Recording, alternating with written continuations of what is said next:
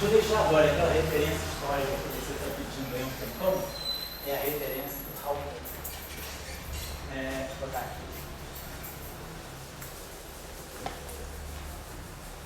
Você sabe mais ou menos como é que é o contexto da época? Assim? O contexto da época, quer dizer, esse paper dele aqui foi um dos primeiros, quer dizer, foi o primeiro paper que levantou, e ele não tem nenhuma equação, ele é um paper parece um paper de história, de sociologia, não tem uma equação, é um paper só de palavras, ele é um paper de 3/4 de página. Ele diz apenas que como ele imagina que seja o processo de espalhamento luz-luz. Aí, isso, até eu tenho a referência precisa aqui. O trabalho é de 33, mas o paper é de 34. Mas aí, por isso que o Euler e o Heisenberg se inspiraram para fazer o cálculo preciso. Ele era físico? Halper, né?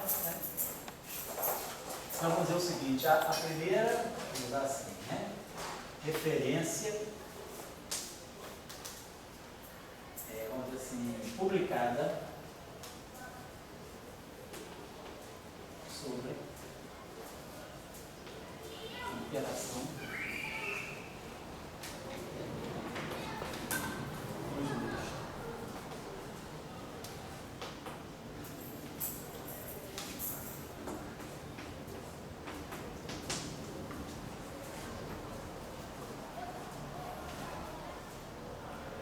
Physical Review.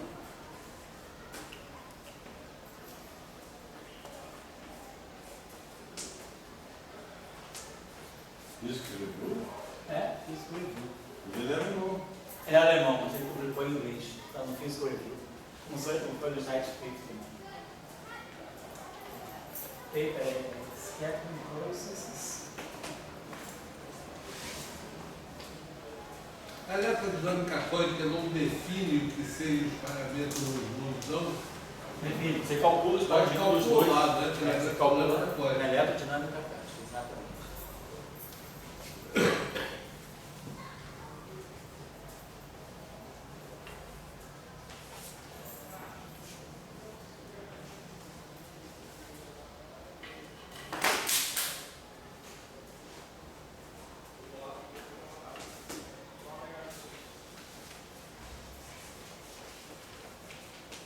Inclusive, no título ele nem menciona nada, ele dá como se fosse algum processo de espalhamento produzido por elétrons em estados de energia negativa, que seria na verdade os pósitrons, né? E aí acaba discutindo o espalhamento dos luz. Então essa aí é realmente assim, é beber água na fonte.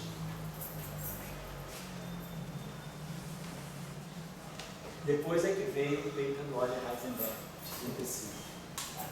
Professor, Oi? eu vim só voltar um pouco para a discussão ali. Qual delas? Ele não precisa ter carga para você poder gerar essa Sei. Aquela nota sobre que você pode assistir, sobre. O que você falou? Eu não entendi a tua palavra. Aquela Aquelas que aulas. assistir, do Fernando de Majorana. Dos ferros de Majorana. Que elas são autoconjugadas e que ela não tem carga. Então Isso. Os ferros de Majorana não tem carga, eles são autoconjugados de carga. Eles podem produzir campo elétrico também, do mesmo jeito. Oi? Eles podem também produzir. Podem porque os férmions, por exemplo, o neutrino, pode ser que o neutrino seja um fermo de Majorana. Então, o fermo de Majorana massivo, ele adquire momento magnético. Então, ele não tem carga, mas ele pode ter momento magnético, dentro do modelo padrão. Se ele tem momento magnético, ele gera campo magnético. Certo? Se ele gera um campo magnético variável no tempo, ele gera um campo elétrico. Certo? Mas são efeitos muito pequenos, né? Que, claro, o campo gerado por uma partícula neutra é um campo produzido pelo spin. Então ele carrega um H cortado, intrínseco com ele. E o H cortado é muito pequeno.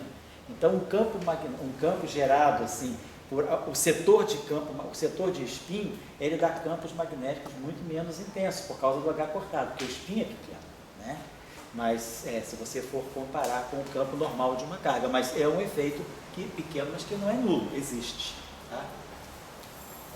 Ele falava de a luz aí de pagamento tinha que ter carga elétrica? Não fala nada não. Não fala nem sim, não. Não fala nem sim.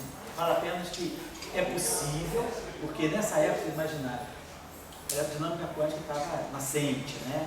Mas nunca ninguém tinha feito esse cálculo. Então ele fala que era possível se calcular um efeito.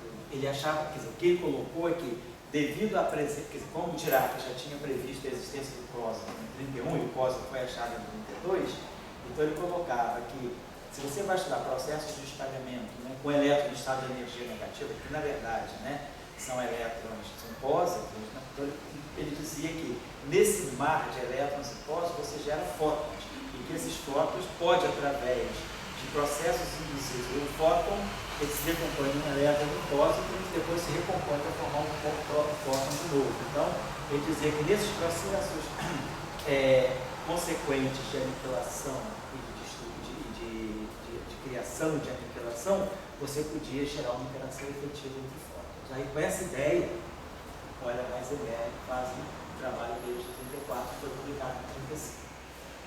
Certo? Mas nasceu tudo aí. Vamos lá, então.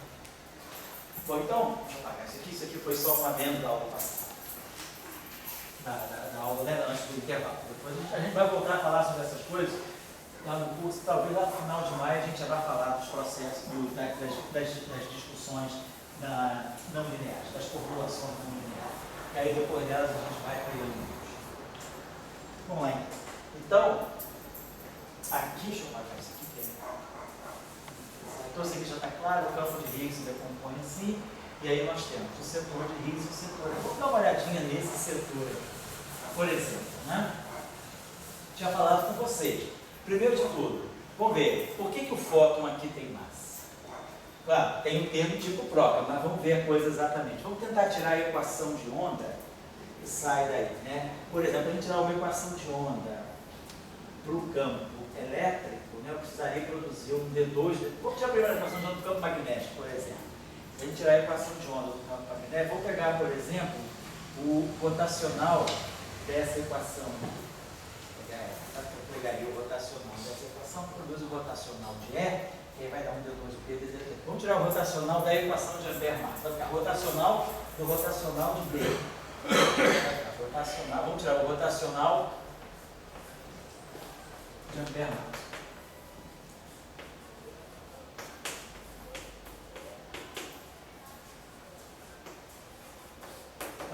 Rotacional do rotacional de B. O gradiente do divergente de B menos o laplaciano de B. Aí vai ficar rotacional de A. Rotacional de A é B.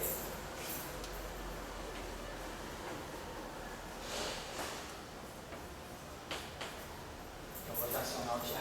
E o rotacional do gradiente é zero. E aqui vai ficar rotacional DDT do rotacional de E. Mas DDT, a rotacional de E é menos dBdt. Então, o lado lá vai ficar menos 1 sobre C2, né? Derivada acima do B. Aí esse termo aqui é zero, né? Divergente de B é zero, não tem monopolo magnético. Então a gente vai ganhar essa equação. 1 sobre C2 dt2, menos o laplaciano, o D'Alembertiano, né? Equação de D'Alembert, mais G2 B0 quadrado B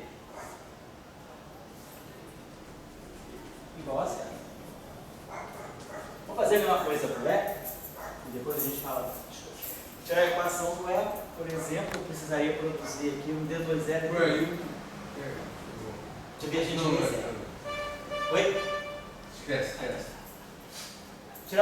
Vamos tirar o DDT dessa equação aqui, que eu vou pegar o DDT para poder produzir a derivada segunda do campo elétrico. Então, agora tirando DDT, deixa eu botar essa equação aqui em cima.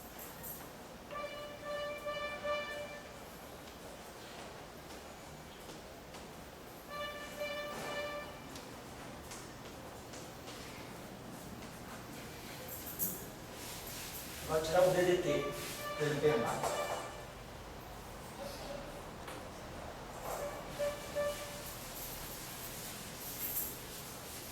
Então, vamos produzir aqui dBdt, né? Mas dBdt é menos rotacional de E. Então, o primeiro termo, né? Quando eu tirar o dBdt aqui, ó, vai ficar dBdt, rotacional de dBdt. Vai ficar menos rotacional do rotacional de E.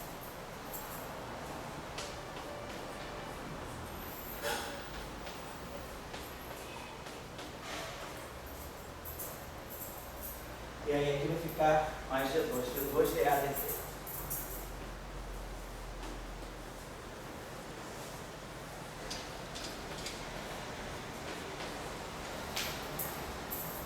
Aqui vai ficar que ponto? Menos G D0,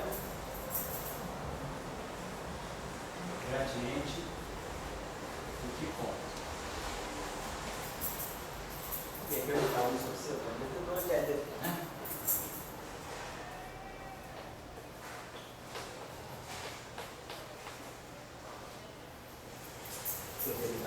Tá. Agora, rotacional de é uma coisa, menos o gradiente do divergente de E, mais o laplaciano de E. Só fazendo isso aqui, o caminho de linha. Agora vamos usar aqui quem é o divergente de E. Então, o divergente de E é menos gradiente menos G2 de 0 ao quadrado φ menos G2 zero. Que ponto? Então, esse pedacinho, né? Mais laplaciano de I.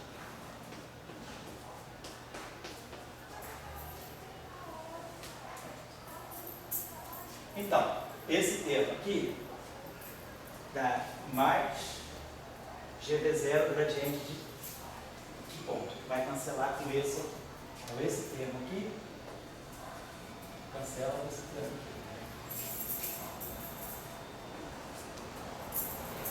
aqui. Esse termo aqui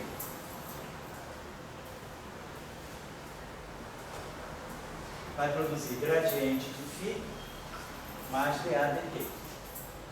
O gradiente de φ mais dA dt é menos o campo elétrico. Então, esse termo aqui vai fatorar, né? Que vai ficar mais e mais. G2 d0 ao quadrado, dA dt, gradiente de φ mais dA dt, que é menos o campo elétrico.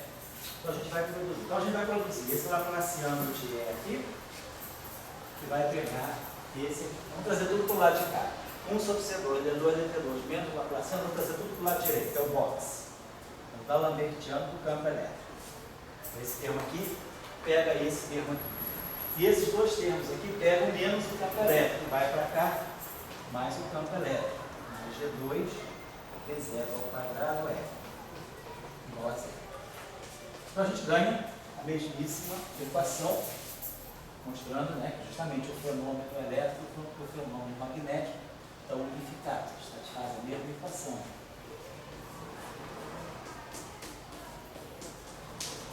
Então, isso aí está mostrando para a gente que a gente pegou uma equação, deixa eu parar isso aqui, uma equação análoga ao campo de prova. O campo φ está lá, ninguém tirou o campo φ, mas a gente ganhou exatamente, né, aquilo que era prova. Eu esqueci de dizer para vocês quem é G. Esqueci de colocar. Eu tinha falado para vocês quem era o N2, quem era o lambda, que estava na equação do potencial de Higgs, V0, que é o mínimo do potencial de Higgs. Esse G, como vocês estão observando, se G é igual a zero, o campo φ desaparece das equações de Maxwell. Então, G é uma constante, um parâmetro que faz o papel de constante de acoplamento. Ele acopla, né? É a constante que acopla o campo φ ao campo do fóton. Então, G é o parâmetro de acoplamento, né?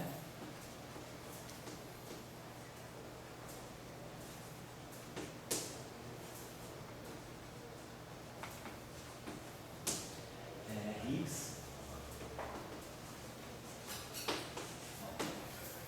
Tem uma constante de acoplamento. Se G for zero, que desaparece, eu fico com as equações de Maxwell limpinhas. Só que própria, né? Então, está aqui. Essa equação que nós já sabemos. 1 sobre C2, D2, dt2, fica ômega 2 sobre C2, na relação de dispersão, né? Menos Laplaciano, né? Menos 1 sobre C2, D2, 1 sobre C2, D2, dt2, perdão. Fica menos ômega 2 sobre C2, né? Que é 1 sobre C2, D2, dt2. Cada ddt vira iômega. Então vai ficar menos ômega 2 sobre C2. Depois o laplaciano, né? Que é divergente do gradiente. Cada divergente, cada gradiente fica I capa, né? I capa, escalar I capa. Tá menos K2. Então menos o laplaciano vai ficar mais K2, mais V2, G2, V0 ao quadrado. Estou colocando isso aqui no espaço, né, de momento, de Fourier.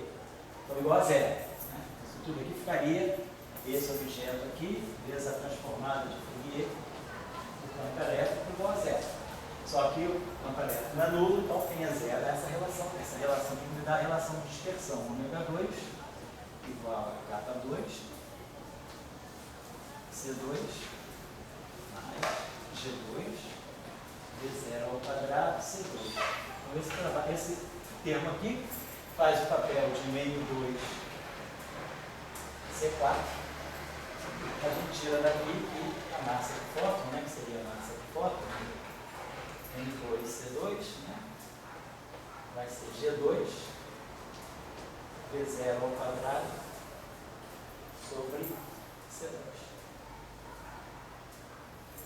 Então a massa do fóton fica basicamente, né, G, V0 sobre C. Então, a massa do fóton nessa descrição, ela é basicamente advinda de quem?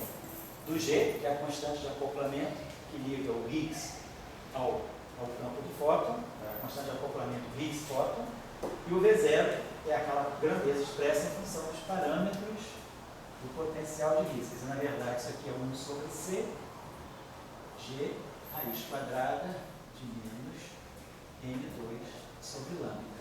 Então, a massa do fóton ela fica expressa em termos dos parâmetros fundamentais dessa eletrodinâmica de Higgs massa. N2 está ligada à massa do Higgs, a gente viu aqui, a massa do Higgs é aqui. Se nós formos olhar essa equação, isso aqui também vai dar uma relação de dispersão do tipo menos ômega 2 vai ficar menos ômega 2 sobre C2 mais K2 menos 2 N2 igual a zero. Então, multiplico aqui por menos 1, fica mais. Aqui fica menos e aqui fica mais. Então, quando eu jogar tudo para cá, fica igual a K2 menos 2 N2. Lembre-se que menos N2 é positivo, N2 é negativo. Então, isso aqui faz o papel de uma grandeza positiva. É como se isso aqui fosse mais, sei lá, μ ao quadrado. E aí daqui também eu tiro a relação. Tiro aqui ômega 2. Aí, perdão, aqui eu acho que eu fiz uma besteirinha. Depois eu corrijo aqui. Vou passar aqui para a relação de dispersão, pelo princípio da correspondência, eu esqueci de botar o H cortado. Ômega 2 é igual a K2C2 mais μ2C2. Então, multiplica toda essa equação por H cortado ômega, na visão corpuscular, faz o papel da energia. H cortado K faz o papel do momento, P2C2. E aqui mais H cortado ao quadrado, μ ao quadrado, C2. Então, é isso aqui que eu vou interpretar como a massa desse Higgs, N2C4. Então eu vejo que, na verdade, esse μ2 aqui, que é menos 2 N2, né, está ligado com a massa aqui do Higgs. Quer dizer, está ligado com a massa desse μ2 aqui. A massa do Higgs está aqui. Então isso aqui, esse μ2, no fundo, é a massa do Higgs. Então a massa do Higgs é esse parâmetro aqui, eu consigo expressar esse parâmetro em função da massa do Higgs. Como é que apareceu a cortada aí? Eu multipliquei essa equação por causa do princípio da correspondência. Tá. A gente passa da frequência para a Tá, partícula, tudo bem. né? Multiplicando por H cortado para fazer a energia. Muito bem, então a gente sabe que eu posso expressar tudo em função dos parâmetros. Então, o fóton sai massivo, só que a massa do fóton está determinada. Vocês observem a importância do Higgs. A massa do fóton ela sai do valor de mínimo do campo de Higgs. Então, isso aqui é um fato geral. Isso aqui vai ser importante na teoria eletrofrágil, na grande unificação. Toda teoria unificada que tem bóson de Higgs vai acontecer sempre isso. A massa do campo de Gauge, da simetria, isso é uma relação universal. a massa do campo de gauge,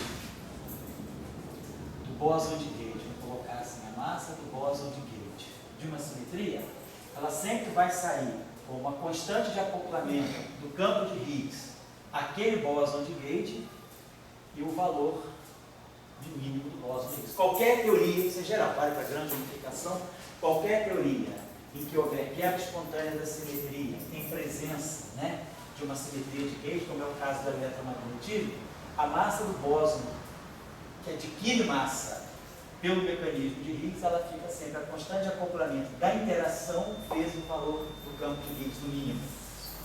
Trabalhamos para a massa do W0, do W+, do W-, para a massa do Z0, para a massa de grande unificação.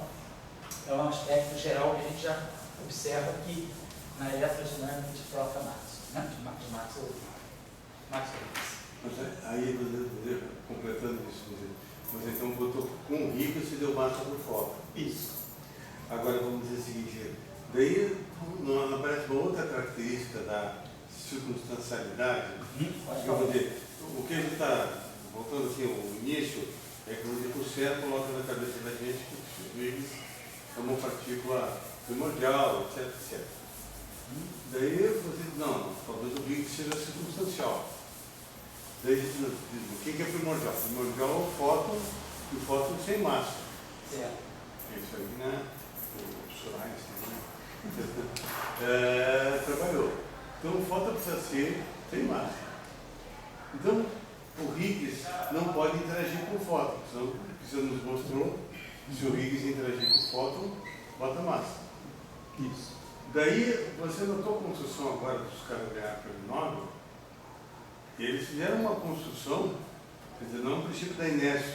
Eles fizeram uma construção onde o Higgs é proibido de interagir com o fóton. Porque quando você está num caminhão, você não pode dobrar para a esquerda, só para a direita. A esquerda você tem problema. Então, quer dizer, é uma teoria quando você coloca o seguinte, existe não sei se é um dogma, uma lei aí, que você não pode fazer o Higgs interagir. A questão, quer dizer, que você faz esse decreto, mas não uma força bruta. Quer dizer, na teoria eletrofraca, né, lá do Salão do Schweiber, o fato do fóton, é como você observou, se a partícula, se o bóson vetorial interagir com o Higgs, ele vai fatalmente ganhar massa. Vai ser a constante acoplamento da interação vezes o valor do Higgs, na posição de mínimo. Isso, claro, se houver quebra espontânea da simetria. Se o potencial passar para essa situação, aquele M2 se tornar negativo e o lambda positivo. Então, se você escolhe, você tem um potencial de Higgs com essas características, a simetria é quebrada pelo Higgs, no mínimo. E aí, esse mínimo interfere na massa do campo de Gauge, naquela simetria que o Higgs se acopla com o bóson de Gauge. Perfeito. Na teoria eletrofraca, o fóton não ganha massa. Então, na teoria de Salan-Weinberg, o Higgs não interage com o fóton. O neutrino não interage com o fóton, porque na teoria de Salan-Weinberg, o neutrino também tem massa zero. Massa de neutrino é algo fora do modelo padrão. Para o modelo padrão, o neutrino é de massa zero. Mas se você quer introduzir física de neutrino massivo, né, você tem que colocar massa e você sai do modelo padrão, a física extra. Mas no modelo padrão, então, o neutrino tem massa zero, ele não interage com o Higgs, o fóton tem massa zero, não interage com o Higgs. Agora, isso é um decreto, eu não deixo de interagir, não. Você constrói toda a formulação a partir de novo, a visão da simetria. Então, você já constrói a simetria partindo de certas premissas. Na natureza, quando Salan e Weinberg quiseram descrever a teoria eletrofraca, eles perceberam o seguinte: na natureza, o eletromagnetismo tem longo alcance. Então, o fóton deve ter massa zero. As interações fracas têm curto alcance, porque elas são confinadas ao interior do núcleo. Então, elas têm curtíssimo alcance, 10 a menos 15 metros. A interação eletromagnética, ela permeia todo o átomo. Então, ela tem um alcance, vamos dizer, 10 a menos 10 metros. 5 ordens de grandeza mais atuante do que a força fraca. Então, eles perceberam, então, o fóton não pode ter massa, mas a intermediação, setor de interação fraca, que fica confinado ao núcleo atômico, ele, por ser confinado a pequenas distâncias, a interação deve ser mediada por alguém massivo. Então, essas eram dois elementos físicos que estavam na cabeça. Então, eles perceberam, eu quero descrever a interação eletromagnética com a simetria de calibre de Maxwell e a interação fraca. Por outros argumentos, né, ligados, por exemplo, a questão da duplicidade elétron-neutrino, a parceria do elétron com o neutrino nas interações fracas, você percebe que deve ter uma simetria SO2 na interação fraca. Então, a construção de Salant-Glashweimer, se você quiser pensar numa física unificada de interação fraca com eletromagnetismo, você parte dessas duas simetrias aqui. Essa simetria SO2 é ditada pela parceria do elétron com o seu neutrino, e aqui é ditada pela simetria de Maxwell, pela simetria de rede das equações de Maxwell. Então você entende por que você vai colocar essas duas simetrias. E aí, ao colocar essas duas simetrias, você tem que saber se aí um dos postulados da teoria é esse: existe um campo escalar universal, que é o campo de Higgs. Esse campo escalar universal, ele tem carga sobre essa simetria e tem carga sobre essa simetria. Aí você introduz, né, o dublete de campos de Higgs. Você introduz o campo de Higgs agora, não sob a forma de um único escalar, mas sob a forma de dois escalares complexos, φ1 mais φ2, φ3 mais φ4. Então você tem agora um dublete de dois escalares complexos, formando o bóson de Higgs. E aí, de acordo com as prescrições desse cara aqui sobre essas simetrias, o que acontece? Você organiza o setor de Higgs justamente de tal maneira que, no final de tudo, o fóton que vai sair daqui, dessa simetria, vai sair o fóton, e vão sair os bósons W mais e menos, e os Z0. E aí, a posição do Higgs dentro dessa simetria é tal que ele não vai interagir com o fóton. Então, você organiza a simetria e organiza isso aqui, mas porque você já sabe o que você quer. Você quer descrever um fóton de massa zero. Ali, nesse nosso exemplo que nós estamos descrevendo, esse fóton massivo, não é o fóton da teoria eletrofraca, é o fóton que existe dentro, por exemplo, de um supercondutor. Na teoria eletrofraca, o fóton não ganha massa. Na teoria de Salant-Glashweimer, o fóton é absolutamente de massa zero. Ela não está contemplando a supercondutividade. Aqui nós estamos falando de uma outra coisa. Nós estamos falando de uma eletrodinâmica no regime maxwelliano, em que você possa ter um efeito de fóton massivo através da supercondutividade. Esse modelo que nós estamos descrevendo aqui, não é esse aqui. Aqui é uma física de interação fundamental, é uma física eletrofrágil. É uma coisa diferente. Aqui é Maxwell, aqui é um regime clássico, um regime de muito mais baixas energias. Aqui não, aqui é um regime de altas energias. Aqui eu estou falando de uma física que está lá dentro do LHC, por exemplo. Mas Eu acho que o nosso amigo o Rubem tinha uma questão. Pois não. Só uma pergunta, quando você tem esse dublete ali em cima, quando você joga ali dentro, você está quebrando a simetria, né? Isso, porque você tem um número complexo, isso. então seria uma forma do Higgs poder se rearranjar aí dentro, porque eles já sabiam que eles previam isso. Já sabe, Por isso que eles constrói colocaram isso. Você constrói a teoria, você já sabe a fenomenologia que você quer reproduzir.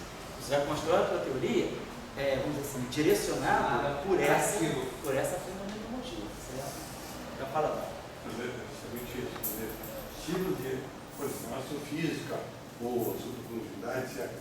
Tem foto com massa diferente, certo? Daí você vai reescrever o modelo padrão e colocar essa tua teoria aqui. Isso. Entendeu? Então, vamos dizer, no prêmio 9 2, vamos dizer, isso aqui pode entrar. Pode.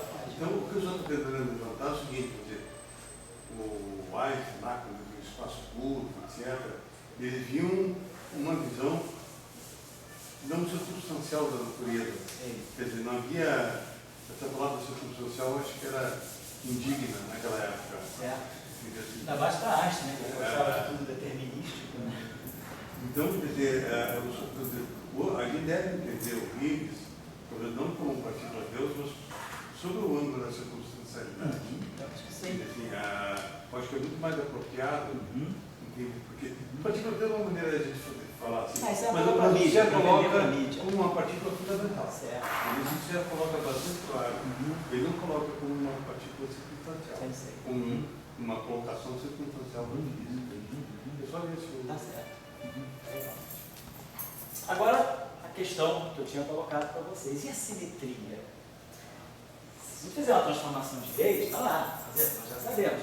Quais são as simetrias de Gauge do eletromagnetismo? Né? Eu posso modificar o potencial φ através, né, do seu deslocamento por uma derivada temporal. Entra aqui a função escalar alfa, né, de dx.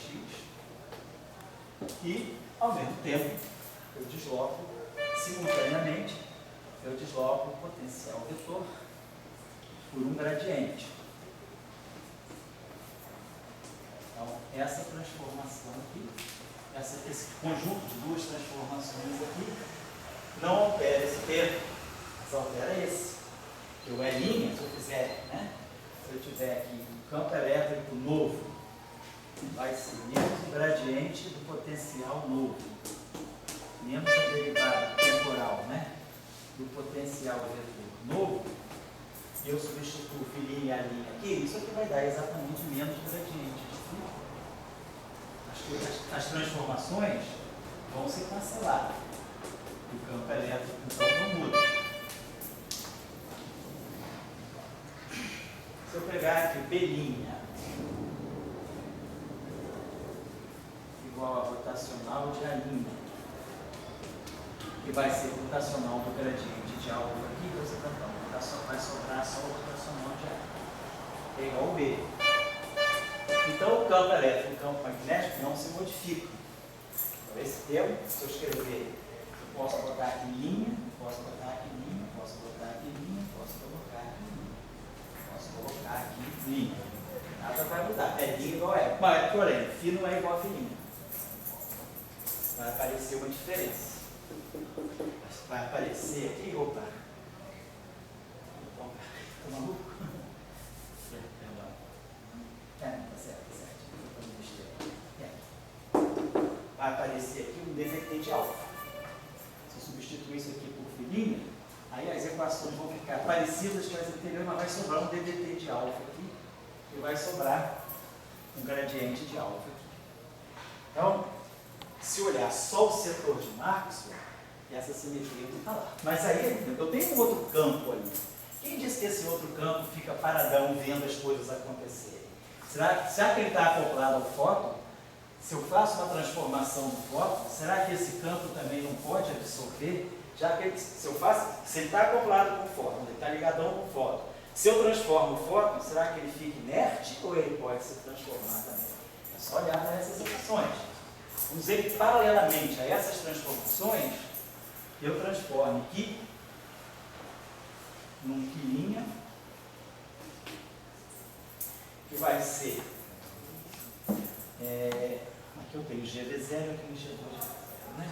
Então a gente pode transformar o φ' em alguma coisa que seja aqui, menos, vamos ver se vai ser isso aqui, menos G, V0 alfa. Se eu fizer paralelamente essa transformação, por exemplo, o φ' aqui, quando eu escrever aquela equação, eu vou ter G2, V0 ao quadrado φ' mais G, V0 quilímetros. Supondo que eu vou escrever essa equação toda transformada. Aí, divergência de A', divergência de A, nada acontece. Mas quem é o nosso φ'? Isso aqui vai ficar G2, V0 ao quadrado φ'. Φ' é φ mais dVt de alfa. E aqui vai ficar mais G, V0, φ'. Eu estou propondo que seja aqui, menos G, V0 alfa. Se, ao mesmo tempo que eu transformar φ, eu transformar aqui, junto, os termos, esse termo aqui que destruiria a simetria da equação, é compensado por esse. Ó. Aqui, perdão, aqui é dVt de alfa. Aqui tem um φ ponto. Esqueci de colocar. Então aqui tem uma derivada temporal e aqui tem uma derivada temporal. Então esse termo aqui mataria esse termo aqui. E aí, esses termos aqui deixariam essa equação invariante. Quer dizer, aquilo que quebraria a simetria de Gauge que sai daqui de dentro, compensa com esse. Então, eu posso, já que o campo aqui está acoplado ao campo do fóton, nada mais natural do que o campo aqui também se transformar. situação tem que prevalecer aqui embaixo. Aqui o A vai ganhar o menos gradiente de φ. Então vai produzir menos G2 V0 ao quadrado, gradiente de alfa. E aqui vai produzir mais G0 V0 ao quadrado, gradiente de alfa. Então essa equação aqui agora, se eu colocar tudo linha, ela fica invariante, porque o pedaço que sobraria daqui é comido pelo pedaço que sobra daqui. Então, com essas duas transformações simultaneamente, eu não perdi a simetria de Gage. Eu estendi a simetria de Gage. A simetria de Gage agora vazou para o setor de Higgs. Então, na eletrodinâmica de Maxwell Higgs, a gente tem fóton massivo e as equações de campo, elas preservam a simetria. Quer dizer, a simetria, quando ela é quebrada espontaneamente, o valor, quem sabe da quebra espontânea da simetria, é o campo que minimiza o potencial. Quer dizer, o Higgs, ele quebra a simetria porque o mínimo dele não respeita a simetria de Gage. E agora, se o meu campo de Higgs é isso aqui, ó, para cá, é V0 mais H, né? Mais I sobre raiz de 2. Então, esse campo aqui se transformando, então esse V0 aqui, quando eu faço uma transformação, eu vou, porque eu escolhi esse V0 sem nenhum lado complexo. Mas se eu tivesse escolhido, o que nós sabemos é que o mínimo do potencial é módulo de V0 igual a raiz quadrada de menos M2 sobre lambda. Aí eu escolhi um V0 real e positivo. Mas qualquer complexo desse módulo aqui quebra a simetria espontaneamente. Então, se eu tivesse escolhido um V0 complexo, a parte complexa daqui iria sofrer a transformação que a parte complexa daqui sofre. E aí o mínimo não é simétrico. Então, o que eu queria chamar a atenção de vocês é que nós não perdemos a simetria de Gage. Uma coisa que é importante é que às vezes a simetria de Gage ela não está só no campo. Nesse caso eu preciso, né, combinar essa simetria de Gage, eu estendo, né, a simetria de Gage do fóton para o bóson, para a parte imaginária do bóson de Higgs. Agora, observe uma coisa. Na aula passada, ou não? Então, isso explica, acho que você ia falar isso agora, isso explica porque na aula passada, o de troca, você não tem a simetria. Isso. Porque esse termo de Isso. X ponto, ele compensa totalmente. Então, você consegue tirar. O eletromagnetismo de Proca o eletromagnetismo de Proca não tem o Ki. Então, se no eletromagnetismo de Proca eu não tenho nem esse termo, nem esse termo, não tem como compensar isso aqui. Exatamente, essa é a situação. Então, o campo Ki, ele restaura a simetria que Proca não teria. E a gente observa também que, se eu pegar a configuração de campo Ki igual a zero, se eu zerar o campo Ki, eu simplesmente, eu não posso, se eu zerar o campo, se eu falar, será que se eu zerar o G, eu reobtenho o fóton massivo? Não, se eu zerar o G, eu mato a massa do fóton, porque a massa do fóton nós tínhamos visto. É GV0, exatamente. Então não posso zerar. Mas se eu zerar o campo, eu dizer, meu campo de Higgs não tem Ki. Vou estudar a configuração de Ki, a situação particular em que Ki é zero. Se Ki é zero, eu reobtenho. Mesmo que Ki não for zero, na aula passada a gente discutiu o quê? A simetria de Gage. Como fixar a simetria de Gage. Como é que a gente fixa a simetria de Gage? Na aula passada a gente mostrou. A gente manipula. Eu posso escolher um valor especial, uma situação especial para o parâmetro alfa. E aí eu fixava a condição. Na aula passada, sem nada, sem troca, sem nada, nós tínhamos aquela condição, né? 1 sobre C2, DDT de φ. Se eu impuser essa condição aqui, nós temos visto que, impondo essa condição aqui sobre os potenciais, a gente fixa o Gage, fixa o alfa. Só que agora eu tenho o campo de Higgs. Eu posso não fixar o Gage impondo aquela condição. Eu posso fixar o Gage pelo Ki. Eu posso dizer o seguinte, suponhamos que eu tenho um Ki diferente de zero. Então, se eu tiver um Ki diferente de zero. A minha teoria permite que eu faça transformações de simetria. Então, eu vou transformar o φ num filinha, vou transformar o A numa linha, e vou transformar o quilo no quilinho. Quando eu transformar o quilo no quilinho, eu vou ter quilinha, vai ser aqui, menos G V0 alfa. Como esse alfa é genérico qualquer, quem sabe eu não poderia escolher alfa igual a 1 sobre GV0 aqui. Se eu escolher alfa igual a 1 sobre GV0 aqui, quilinho vai ser 0. Ou seja, eu fixei o gauge de uma outra maneira. Em vez de fixar o gauge tomando essa condição aqui, eu fixo o gauge pelo setor de Higgs. Eu fixo o gauge fixo o gauge, escolhendo alfa de tal maneira que se eu tiver um campo aqui qualquer, diferente de 0, com esse campo aqui, eu escolho o alfa dessa forma, porque alfa é arbitrário, eu posso escolher qualquer alfa, eu escolho o alfa pelo Q. Quando eu escolho o alfa pelo Q, eu mato o quilinho. Ou seja, eu posso ir, essas equações aqui são invariantes. Posso trabalhar com tudo linha, para a simetria de gauge não foi perdida.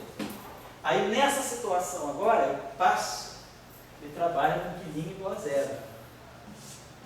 E aí eu obtenho proca. Então proca, na verdade, é uma fixação de gauge.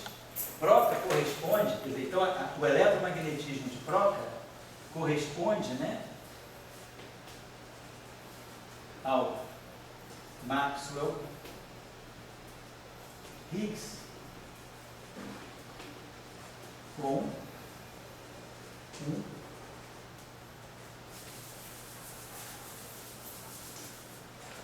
uma fixação de gauge especial. Qual é a fixação de gauge especial? Fixar Q igual a 0. Eu posso sempre trabalhar com Q igual a 0. Isso é o que a gente chama de gauge unitário.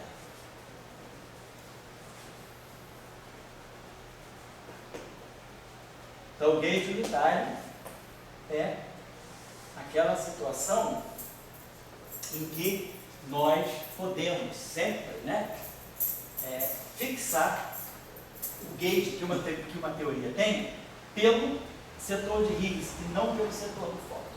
E aí, quando eu fixo o gauge unitário, proca sai como caso particular. Então, era isso que eu estava querendo colocar para vocês, que esse eletromagnetismo, para outras discussões, ele tem esse interesse, né? Mas é só uma coisa aí, daí já estou com você se tem 3 graus de verdade. Oi? Isso é importante também. Isso, vou colocar essa questão aqui. Pagar um instantinho só. Pagar aqui.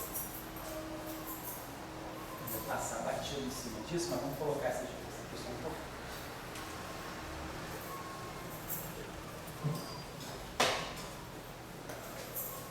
Vamos falar então o que o Dória está colocando. Suponhamos então que eu vá trabalhar com Maxwell Higgs no gauge unitário. Então, Maxwell Higgs no gauge unitário é próprio. Então, nós vamos ter essa equação aqui. Divergência de E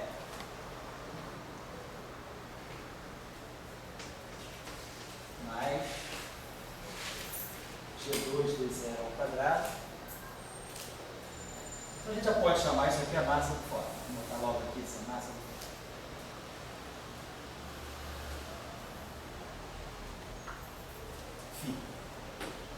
Vamos ver que a gente esteja pegando a equação de Gauss, né, no gauge unitário, então, sem o Higgs, então, matei o Q. Isso aqui continua, aquela parte do H continua, aquela parte do H ela é intocada pela simetria de gauge, é o que a gente chama, ela é gauge invariante, ela é invariante de gauge, parte do H. Ela não percebe a simetria, ela está completamente desacoplada do fóton. Então, qualquer coisa que eu fizer no fóton, ela não vai sentir, porque ela é uma equação desacoplada. O que não? O que está emaranhado com o fóton. Então, eu preciso transformar o fóton, posso transformar o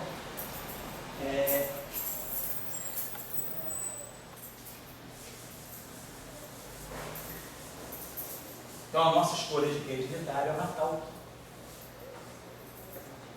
Então, vamos lá olhar essa equação aqui no VAR. Então, nós já vimos que a gente pode, vamos pegar essa equação aqui, pegar essa equação aqui e essa equação aqui, rotacional de B mais I ao quadrado, essa equação aqui, né? Igual a 1 1 sobre C2.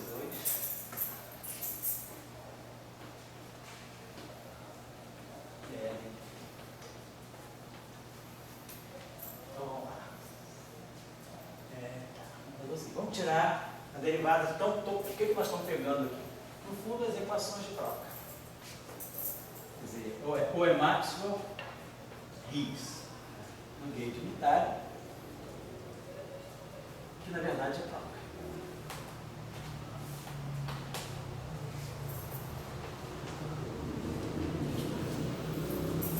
Vamos só tirar a divergência da primeira equação, né? Divergência do DED mais ao quadrado de φ dt.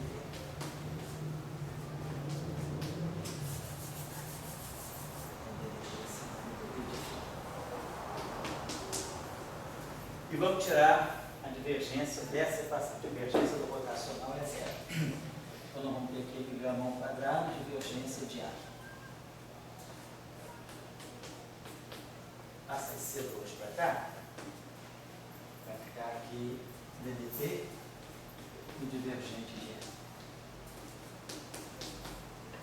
Mas aí a gente tem essa relação. ddt do divergente de E menos m gama ddt do φ. Então eu posso trazer tudo para cá, vou ficar m gama. Então eu jogo tudo, esqueço isso aqui, né? Jogo tudo no único membro, fator m gama ao quadrado, e a gente tem que 1 sobre C2 de φ dt mais divergência de A é igual a zero. Então, na versão troca, essa condição não é uma escolha de gauge. O gauge já foi escolhido, já fixei o gauge, já fixei alfa, não posso mais mexer no alfa. Alfa é, se eu me lembro bem lá, é menos 1 sobre G0 alfa, φ, que. Então eu já mexi no alfa. Já. Essa condição é igualzinha à condição de gauge do Lorentz, mas ela não é uma condição de gauge, ela é uma consequência das equações de Lorentz. Ela é uma equação dinâmica, o que a gente chama de condição subsidiária. É uma condição derivante de uma equação de campo, é uma condição chamada de subsidiária. Não é uma escolha de gauge. No eletromagnetismo de Maxwell, nós impomos isso fixando o alfa. Aqui não, eu já fixei o alfa, porque eu estou no gauge unitário. Então o alfa já está escolhido, eu fixei o alfa pelo que. Só me resta agora, me sobraram os campos φ e A. Mas aí você usa as equações de Maxwell. Essa equação vem das equações de Maxwell, ela vem da própria dinâmica do problema e não da simetria do problema. Então essa equação aqui está satisfeita. E essa equação aqui, então, deixa eu apagar isso aqui, vamos guardar ela na cabeça. Não é fácil guardar, porque é igual ao gauge de Curtis, de Lorentz. Vamos fazer a seguinte manipulação aqui.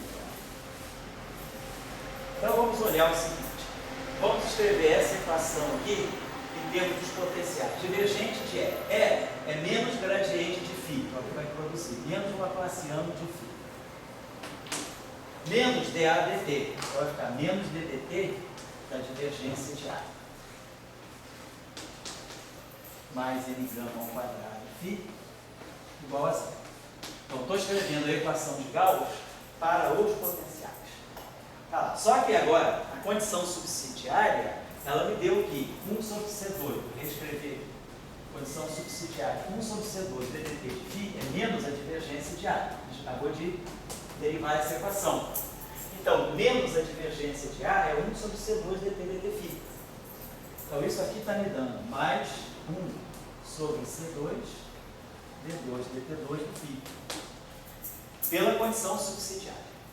Então, essa equação aqui está me dando D'Alembertiano mais m gama ao quadrado φ igual a zero. Ou seja, estou redescobrindo a roda. Estou vendo que, de novo, eu ganho uma equação, né, tipo a massa de prova.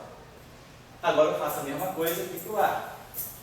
Pego essa equação aqui, escrevo B rotacional de A. Então, B vai ser rotacional do rotacional de A. Deixa eu apagar isso aqui. Deixa eu escrever essa equação. Deixa eu apagar isso aqui. Então vamos guardar que nós temos essa condição subsidiária. Deixa eu apagar aqui.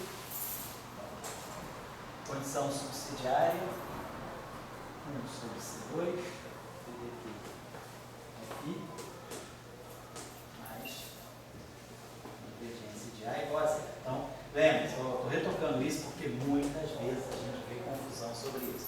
Então, na formulação de Proca, que é o gauge unitário fixado na teoria de Maxwell-Higgs, né? Então, essa equação não é fixação de gauge. O gauge já foi fixado. Fixação do gauge zerou o Q. Essa é uma condição subsidiária, uma consequência das equações de Maxwell. E aí a gente acabou de mostrar que o potencial satisfaz essa equação aqui.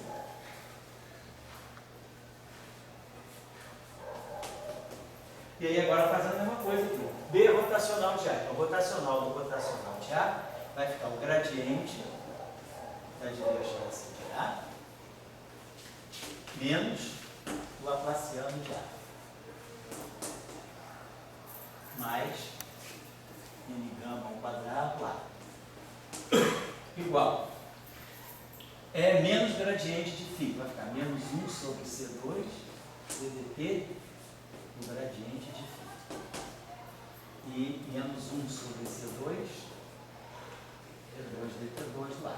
Só substituindo os campos pelos potenciais. Então, essa condição aqui me dá o gradiente do divergente de A mais 1 sobre C2, esse termo aqui, se junta com esse termo aqui e produz a condição subsidiária. Então, na verdade, ele está com o sinal justamente menos que vem para cá mais. Então, esse termo aqui, pela condição subsidiária, cancela esse termo aqui. Esse termo vem para cá, forma a equação de D'Alembert. O D'Alembertiano mais m gama ao quadrado igual a zero. Então, de novo, a gente mostrou que é uma relação de dispersão que vale para os campos, vale para os potenciais. Mesma relação de dispersão. Ômega 2 igual a K2C2 mais m gama ao quadrado C2. Então, deixa eu pagar isso aqui. A gente chegou a isso aqui também.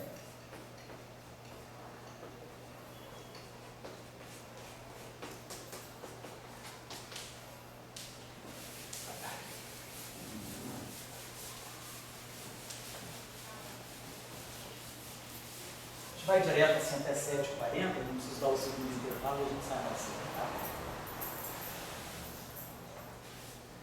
Bom, então, os nossos potenciais satisfazem as equações de onda, só que não homogêneas, com aquele termo de massa ao quadrado. A onda plana, essa solução dessa equação. Se eu pegar aqui φ é igual a φ0 vezes 1R, aí kx menos ômega t, né? Vou pegar uma onda plana monocromática. Então, basta colocar isso aqui lá. É a mesma coisa do lado.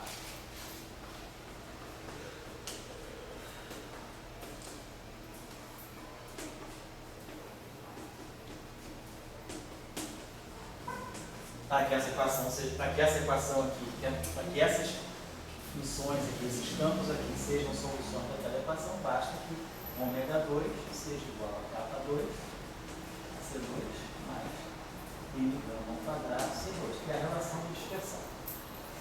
Olha lá, então, fixei aqui. Ômega é isso aqui.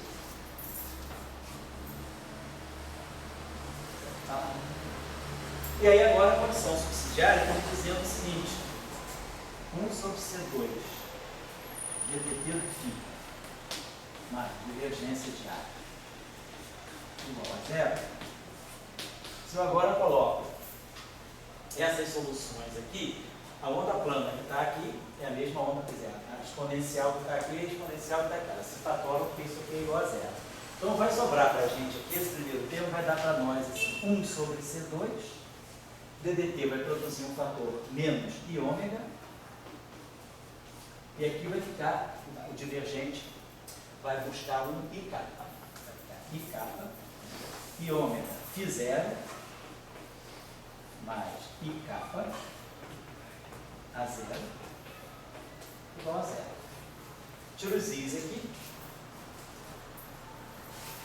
E aqui ficou menos ômega sobre c.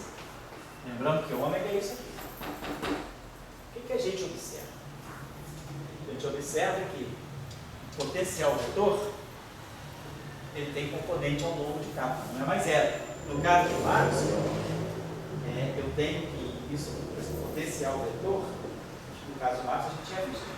Escolhe o gauge de loja, escolhe o gauge de pulo, marca o φ e fica que a capa escalar A é zero. No caso do máximo, capa escalar A é zero. Ou seja, o potencial vetor, ele é ortogonal à direção de propagação, é justamente a transversalidade da onda eletromagnética. E isso repercute depois no E e no B sendo perpendiculares à capa também. Agora não. Essa equação aqui, que é típica da eletrodinâmica de Proca, ela está me dizendo que o A0 tem componente longitudinal, quer dizer, a onda se propaga assim, mas o meu potencial vetor ele tem uma componente ao longo da direção de propagação. Então a onda agora ganhou uma componente longitudinal. Antes não, no caso de máximo, capa escalar A0 é zero. Então o A está vibrando numa direção ortogonal à direção de propagação, ou seja, a onda é transversa. O fato de eu ter dado ao fóton agora uma massa, rodou esse vetor, inclinou esse vetor, e a componente dele ao longo da direção do movimento é ligada ao próprio potencial eletromagnético. Eu não posso mais zerar o φ, como no caso da onda eletromagnética pura. Por uma escolha de gauge de Coulomb, a gente pode sempre zerar o φ, e aí a gente tem a onda transversa. Então, é o que o Dória está falando. O fato agora de eu estar na eletrodinâmica massiva de Proca, eu ganhei uma componente a mais. Quer dizer, o meu potencial vetor, ele, antes não, com o Maxwell, eu tenho potencial vetor A numa direção ortogonal ao movimento e o φ igual a zero. Ou seja, eu zerei o φ e tenho um A que tem divergência zero. Então eu tenho, na verdade, em vez de ter 4 coordenadas, eu tenho 2 coordenadas. O φ é zero e o A não tem componente longitudinal, só tem componente transversa. Então o A só tem grau de liberdade em cima do plano. Dada a direção de movimento, o A perde essa direção, esse grau de liberdade, ele fica confinado ao plano ortogonal. Então tem 2 graus de liberdade dentro desse vetor, não 3. Agora não. Agora a componente do A que eu ganho, eu não ganho 4 graus de liberdade, porque na verdade o φ0, o φ, potencial φ, é uma medida da longitudinalidade do potencial vetor A. Mas eu tenho 3 graus de liberdade. Os 2 graus que eu tinha antes do plano, mas eu ganhei a componente longitudinal. Então eu tenho o A transverso, aqui, né? Meu A, ele vai ter uma projeção transversa e vai ter uma projeção longitudinal. E o meu φ0, na verdade, não é independente, ele é uma medida dessa projeção longitudinal. Então eu tenho 3 graus de liberdade. Então o fóton massivo agora, ele tem 3 graus de liberdade. O fóton sem massa, 2 graus de liberdade. Então foi essa observação que o Dória fez. Vamos fazer uma outra manipulação aqui.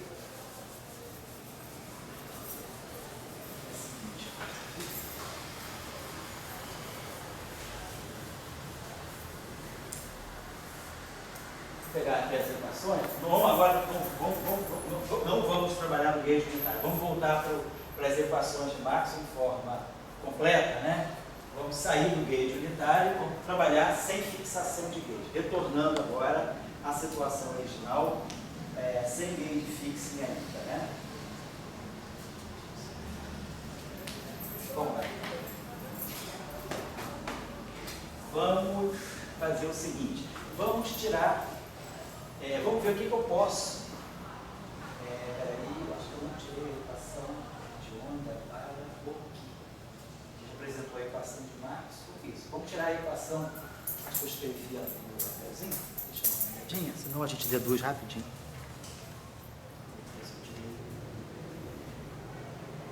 Tem aqui. Se nós. Pode fazer.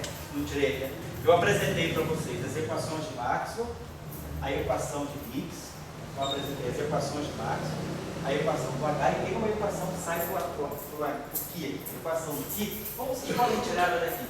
Se a gente deriva essa equação aqui em relação ao tempo, vou produzir D2, dt2 de Q, mas aí, claro, vou produzir um dφ dt, vou produzir um dE dt, e aí essa equação aqui, eu tiro o divergente dessa equação, vai produzir um laplaciano de Q e vai produzir um d2q dt2. Então, pegando as equações de Maxwell, eu posso derivar essa equação em relação ao tempo para produzir uma derivada segunda. E tiro a divergência dessa equação para produzir um laplaciano de Qi. E aí a gente ganha essa equação que eu vou colocar aqui para vocês. Da Lambertiano de Qi.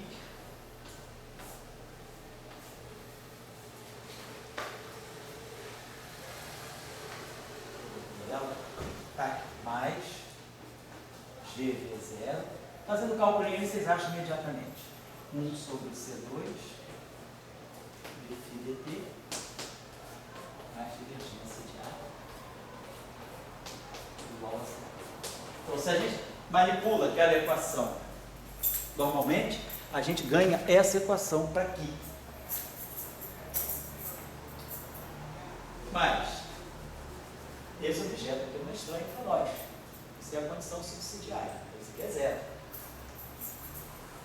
Se eu manipular aquela equação, se eu pegar essa equação, derivar essa aqui em relação ao tempo, eu produzo um que dois pontos e tirar o divergente dessa, produzo um laplaciano, e aí somo ou subtrai as duas equações, é o ideal aqui é produzir o DDT aqui, vou somar essas duas equações para ficar 1 sobre C2 de dois pontos menos laplaciano de Qi. Então, eu tiro o DDT, tiro a divergência e somo as duas equações. Ganho aquela equação aqui. Só que aqui sai a condição subsidiária. Então, a equação que sai do Qi é que o Qi se propaga puro, sem massa. Relação de dispersão que sai daqui, se eu passo isso aqui para o espaço, pego uma solução de onda plana aqui, eu tenho que ômega é módulo de capa vezes C. E aí, Sérgio? Tudo bom? É módulo de capa vezes C. E aí a questão, tem um escalar de massa nula, a relação de dispersão típica do fóton. Será que esse escalar está substituindo o fóton aqui, que era o ômega igual a C? Então aparece esse escalar. Só que, claro, a gente já viu, esse escalar, ele é um escalar não físico. Ele não pode ser aquele fóton. Que a Dória perguntou, será que eu poderia conviver numa mesma formulação um fóton sem massa com um fóton macio? Claro, esse aqui não pode ser o fóton primeiro, porque o fóton é um vetor. Aqui é um escalar. Poderia ser o fóton. Mas também, por outro lado, esse escalar é um escalar sem uma existência física concreta. Por quê? Porque eu posso sempre, pela simetria de Gauge, zerar ele. Então esse não é um campo físico que resiste à simetria de Gauge. O fóton não. Quando eu fixo a simetria de Gauge do fóton, eu não elimino o fóton completamente. Eu elimino o grau de liberdade. Então a gente pega a eletrodinâmica de massa, como a gente fez na aula passada. Pega o φ e o A pelas equações de Maxwell. Radiação livre. Fixa o Gauge. 1 sobre C2, né? Ganha o Gauge de Lorentz, mais divergência de A igual a zero. Fixamos o Gauge de Lorentz. Aí a gente colocou, lembra da aula passada, fizemos uma transformação subsequente, usamos a equação de Gauss, a gente pode zerar o φ. Então, para o campo de massa, a simetria me permite eliminar o φ e me permite eliminar a divergência de A. A única coisa que sobra do A é o rotacional, que é o B. E o campo elétrico, ele perde o φ, ele passa a ser só menos dA dt. Então, todo o eletromagnetismo está no potencial vetor.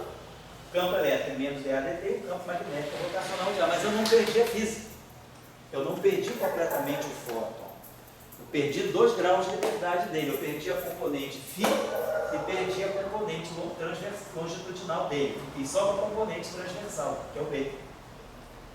Então, a simetria de Gauge me fez com que eu passasse de 4 coordenadas para 2 coordenadas. Ou seja, eu termino com 2 graus de liberdade. Esse é o fóton. O fóton de massa tem 2 graus de liberdade. Aqui, nós terminamos com o nosso fóton de troca com 3 graus de liberdade. Ele ganha parte longitudinal. Mas esse campo aqui tem um aspecto interessante. Ele pode ser completamente zerado pela escolha de Gauge. Então, ele não é um campo físico, não sobra nada, não sobra ninguém para contar a história. Então, esse campo, ele é um campo, qual é o papel dele, então? O papel dele é, de uma certa maneira, coadjuvar o fóton para que o fóton ganhe massa e, ao mesmo tempo, a simetria de Gauge não seja perdida. Então, esse que é o jogo está acontecendo aqui. Então esse campo ele não é um campo físico. Ele Não é um na campo natureza. físico. Não é um campo que você vai detectar na natureza. Esse é o que a gente chamaria, que vocês vão ouvir falar quando a gente fala sobre quebra espontânea da simetria. Esse campo é o chamado bóson de Bose.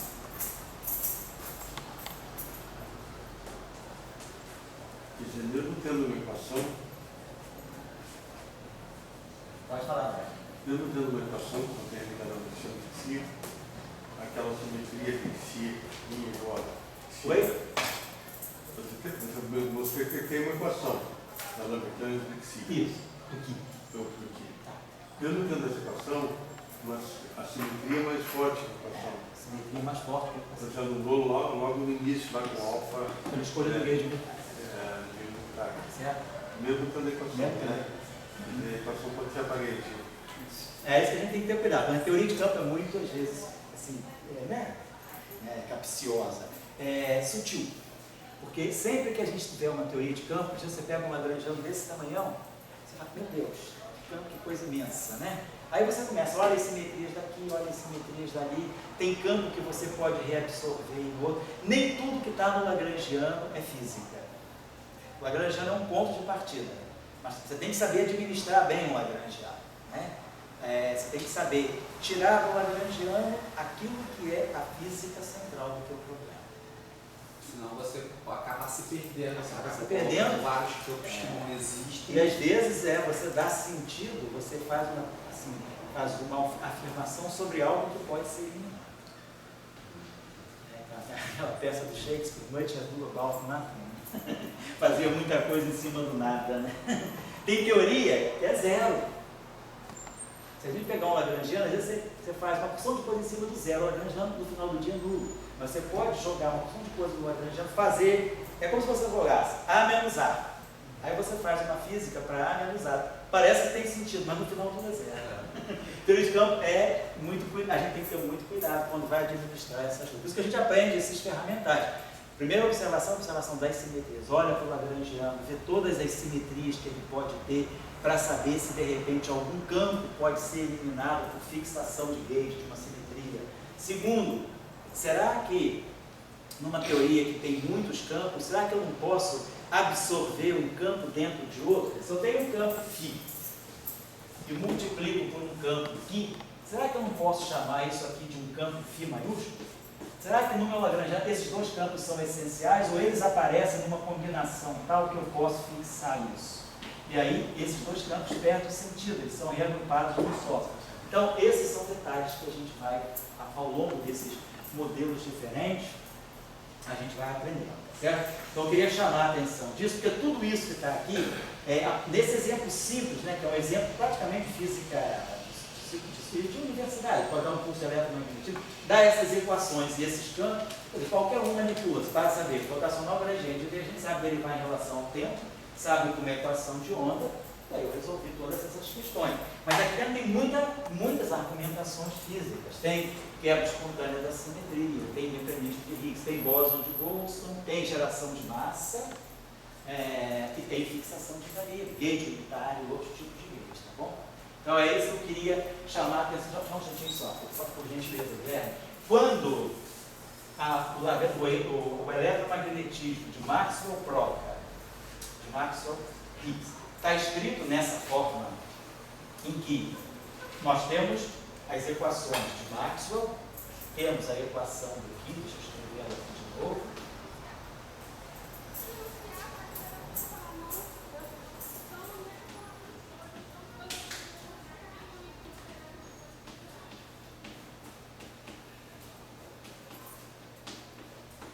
Então isso aqui são as equações completas do meu eletromagnetismo de Maxwell-Proca. Então, invertido, nós temos que dar menos 2 M2, H. Então, aqui tem o setor de Higgs, aqui tem o setor de Maxwell-Higgs. Maxwell acoplado com Higgs, Higgs acoplado com Maxwell.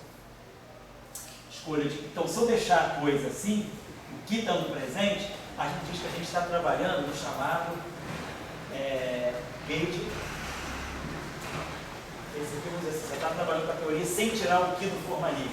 Esse é o chamado gauge renormalizado. quem for fazer teoria quântica de campos, quando a gente for estudar, não nesse curso, mas no curso de teoria quântica de campos, e a gente estudar a renormalização de teorias de campo com quebra espontânea da simetria, esse é o gate renormalizado, é o gate que o campo de Higgs